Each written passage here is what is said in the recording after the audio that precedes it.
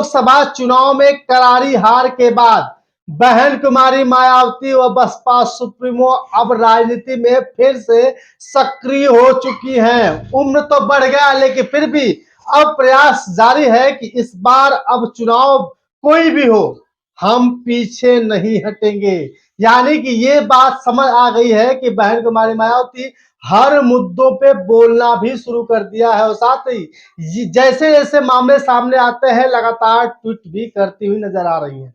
लोकसभा चुनाव के हारने के बाद बहन कुमारी मायावती के बारे में खबर आ रही थी कि वह अपने हार का जिम्मेदार सिर्फ मुसलमानों को ठहराया था, लेकिन बहन कुमारी मायावती के हिसाब को कोई नहीं समझता, उनके विचारों को कोई नहीं समझ सकता। कब किसके साथ आ जाएंगी, कब क्या फैसला ले लेंगी, अभी भी लोग नहीं समझ पाते हैं। बहन कुमारी मायावती हमेशा करने पर विचार रखती हैं, कभी वादा नहीं करती। लेकिन जब मुसलमानों के बारे में एक बात कही गई थी कि अब सोच समझ करके मुसलमानों को टिकट दिया जाएगा क्योंकि मुसलमानों ने ही हमारे वोट को खराब किया है, या ज्यादातर जिन मुसलमानों को टिकट दिया गया वहां पे मुसलमानों का वोट बैंक नहीं मिल पाया, बल्कि वोट किसी की और की तरफ खिसक गया।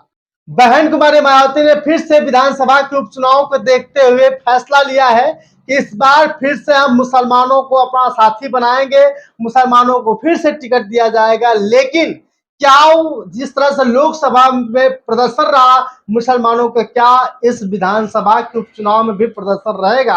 आपको बता दूं कि प्रयागराज में 3 कमेटी गठित हो चुकी है और तीनों विधानसभाओं में अलग अलग जो है कि प्रभारी बनाए जा चुके हैं। आपको बता दूं कि एक विधानसभा में 2-2 प्रभारी बनाए गए हैं प्रयागराज के। आपको बता दूं कि खागा जो विधानसभा है, खागा विधानसभा में अरुण कुमार और मोहम्मद हाशिम को वहां का प्रभारी बनाया गया है, विधानसभा का प्रभारी बनाया गया है। और साथ ही सदर से विमल पासी और वकील अहमद को प्रभारी बनाया गया है।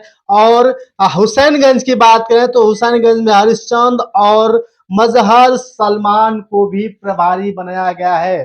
तो आप साफ साफ समझ सकते हैं कि बहन कुमारी मायावती भले ही लोकसभा चुनाव हारने के बाद मुसलमानों के ऊपर अपना ठिकरा फोड़ा हो, लेकिन इस बार विधानसभा के उपचुनाव में फिर से मुसलमानों को टिकट देने की तैयारी में है और विधानसभा लड़ाने की तैयारी में है। क्योंकि अभी आपने देखा कि प्रयागराज में तीनों विधानसभा सीटों पे 3 मुसलमानों को प्रभारी बनाया जा चुका है। मेरे प्यारे साथियों, बहन कुमारी मायावती के बारे में समझना बड़ा मुश्किल है। वो कहती कुछ है, करती कुछ है, लेकिन जब काम की बारी आती है, जब सत्ता में आती है, तो उनसे बड़े बड़े अधिकारी भी डरते हैं। कहीं ऐसा ना हो कि बहन कुमारी मायावती सवाल खड़ी कर दें और पूछताछ के साथ साथ जांच करने भी निकल जाएं।